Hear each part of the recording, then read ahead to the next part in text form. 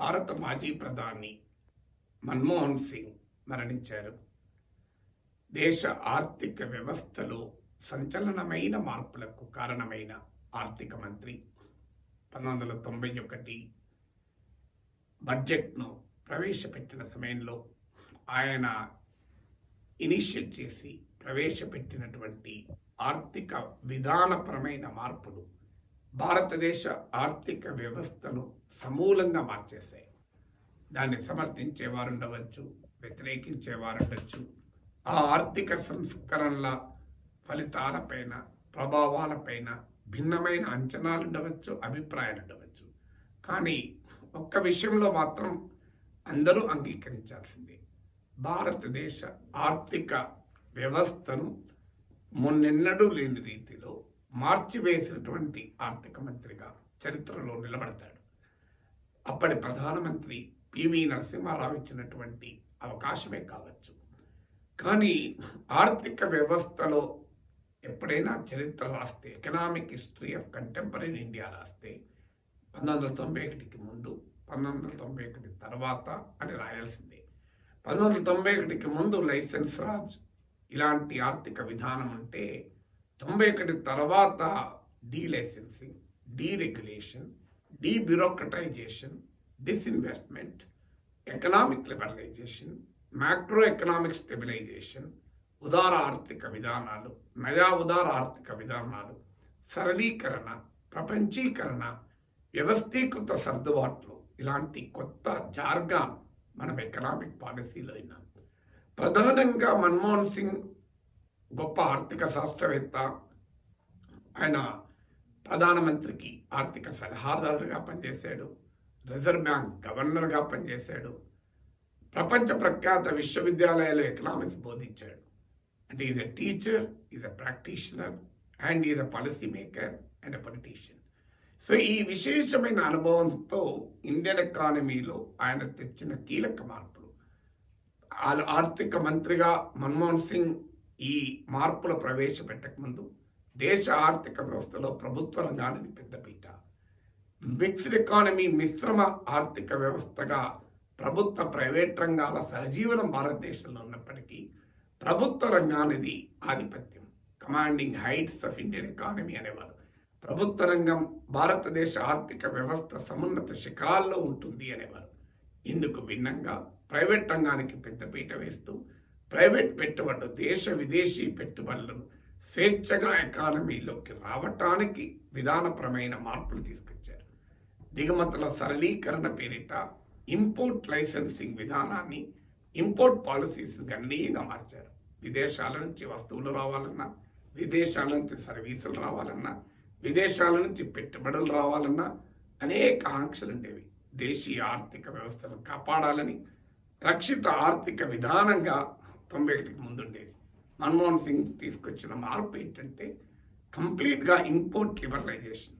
దిగుమతి సుంకాలను గణనీయంగా తగ్గించారు, దిగుమతులపైన ఆంక్షల్ని తగ్గించారు, దిగుమతులపైన ఉన్న కోటాలను తగ్గించారు.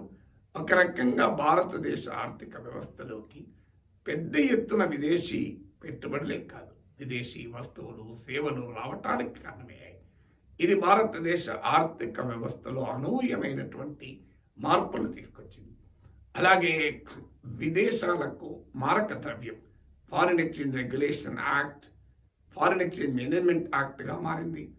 ఫారిన్ ఎక్స్చేంజ్ రూపీ కన్వర్టబిలిటీ అంటారు. ఇంకా మనకు ఫుల్ కన్వర్టబిలిటీ ఆఫ్ రూపీ రాలే, కానీ పాక్షిక కన్వర్టబిలిటీ, కరెంట్ అకౌంట్ కన్వర్టబిలిటీ పేరిట ఆ రూపాయి మారకాన్ని కూడా లిబరలైజ్ చేశారు.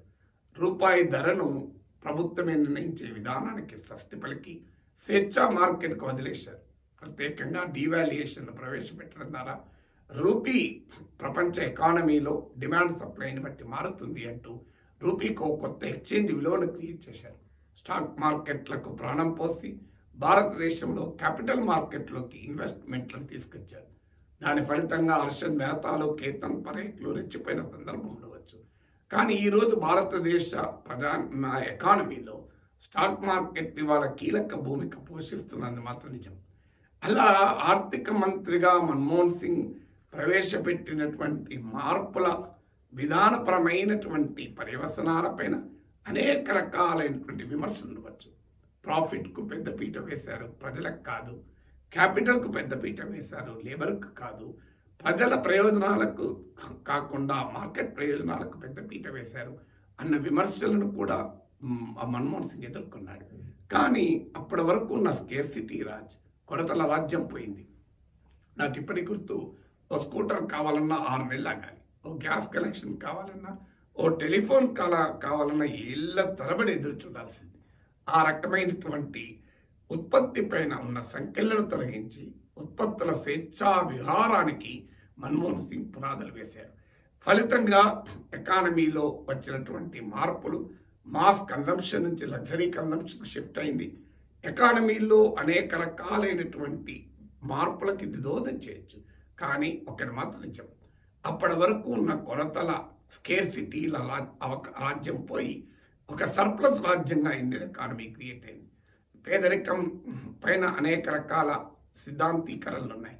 కానీ ఆర్థిక సరళీకరణమైన సిద్ధాంతం ఏంటంటే, స్వేచ్ఛా మార్కెట్ను అభివృద్ధి చేస్తే, పెట్టుబడులు వస్తే, ఆర్థిక వృద్ధి రేటు పెరిగితే దానంతట అదే అది పర్కలేట్ అవుతుంది అని ఆర్థిక విధాన దృక్పథంలోనే మార్పులు తీసుకొచ్చారు doctor Manmohan Singh.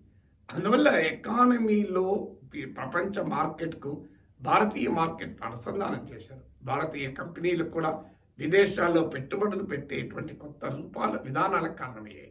Labour reforms పేరిట rigidity in the labour market, అంటే కార్మికులకు హక్కులు ఎక్కువగా ఉండడం వల్ల పెట్టుబడులు రావటానికి ఇబ్బందిగా ఉంది, వ్యాపారాలు పెట్టడానికి ఇబ్బందిగా ఉంది అని labour hire and fire policy లాంటి విధానాలు తీసుకొచ్చారు. ఇప్పటికీ లేబర్ రిఫార్మ్ పూర్తి స్థాయిలో అమలు కాకపోయినప్పటికీ కూడా బట్ స్టిల్ ఇవాళ క్యాజువలైజేషన్, కాంట్రాక్చువలైజేషన్ లాంటి పరిణామాలకు 1991 నాటి ఆర్థిక సంస్కరణలే ఒక రకమైన ప్రాణం పోస్తాయని చెప్పచ్చు. అందువల్ల ఎకానమీలో ఒక స్వేచ్ఛా మార్కెట్, ఫ్రీ క్యాపిటల్, వీటికి ఆజ్యం పోసిన, వీటికి ఊపిరిలూదినటువంటి ఆర్థిక మంత్రి మన్మోహన్ సింగ్. అందువల్లనే నేను మొదట్లో చెప్పాను, you can ignore him. Can you ignore him అంటే not at all. Well, there are people who appreciate his economic policies. There are people who oppose his economic policies. But there can never be anyone who cannot react or respond to his economic policies. కానీ మన్మోహన్ సింగ్ ప్రవేశపెట్టిన ఆర్థిక విధానాలు భారతదేశంలో ఒక కొత్త middle క్లాస్ను create చేశాయి, కొత్త consumer క్లాస్ను create చేశాయి, కొత్త వస్తు ప్రపంచాన్ని మన ముందు సాక్షాత్కరింపజేశాయి. ఒకప్పుడు దూరదర్శన్ లాంటి ఒక ఛానల్తో బతికేవాళ్ళం, ఇలా రంగుల టెలివిజన్ క్రియేట్ అయ్యాయి. అందువల్ల economic reforms can never be roll back. Manmohan Singh ప్రభావం ఎంతటి అంటే ఆయన ప్రవేశపెట్టిన ఆర్థిక సంస్కరణను కాదని ఎవరూ అనలేము. ఇలా లెఫ్ట్ నుంచి రైట్ వరకు ఏ సైద్ధాంతిక దృక్పథం కలవారైనా విదేశీ పెట్టుబడులు ఆహ్వానించడం తప్పడం లేదు. పెట్టుబడులకు పెద్దపీట వేయాలన్న విధానానికి వాళ్ళు పక్కకు పెట్టలేకపోతున్నారు. ప్రైవేట్ పెట్టుబడులను ఆహ్వానించడం కూడా ఆపలేకపోతున్నారు. బెంగాల్లో కమ్యూనిస్టులు, కేరళలో కమ్యూనిస్టుల నుంచి మొదలుకొని స్వదేశీ జాగరణ్ మంచ్ లాంటి ఆర్ఎస్ఎస్ భావజాలం ఉన్న ప్రభుత్వాలు కూడా అనివార్యంగా విదేశీ పెట్టుబడులకు పెద్దపీట వేయగలుగుతున్నాయి. అందువల్ల ఎకానమీలో మనము గతంలో 91 నాటి ముందున్న పరిస్థితులకు ఎట్టి పరిస్థితుల్లో వెళ్ళలేము అనేది మాత్రం మన్మోహన్ సింగ్ కంట్రిబ్యూషన్. ఒక ఆధునిక మోడర్న్ ఎకానమీని క్రియేట్ చేశారు. ఈ మార్పుల వల్ల అసమానతలు పెరగవచ్చు. ఈ మార్పుల వల్ల క్యాపిటల్ లేబర్ మధ్య లేబర్ బార్గెనింగ్ పవర్ తగ్గి క్యాపిటల్ బార్గెనింగ్ పవర్ పెరగవచ్చు. ఈ మార్పుల వల్ల, ఈ పరిణామాల వల్ల భారతీయ ఎకానమీలోకి విదేశీ పెట్టుబడుల ప్రభావం పెరగవచ్చు. కానీ ఇండియన్ క్యాపిటల్ యొక్క ఇన్ఫ్లుయెన్స్, పవర్ ఇండియన్ ఎకానమీలో పెరగటానికి కూడా కారణమైంది. అందువల్ల ఈ ఆధునిక ఆర్థిక విధాన రూపశిల్పిగా, ఆధునిక ఆర్థిక వ్యవస్థ నిర్మాతగా మన్మోహన్ సింగ్ చరిత్రలో నిలబడతాడు. And he may be the accidental prime minister subsequently. కానీ ఆ యూపీఏ ప్రభుత్వ హయాంలో ఉపాధి హామీ పథకం లాంటి ప్రజా సంక్షేమ పథకాలకు కూడా పునాదులు పడ్డమాట కూడా నిజం.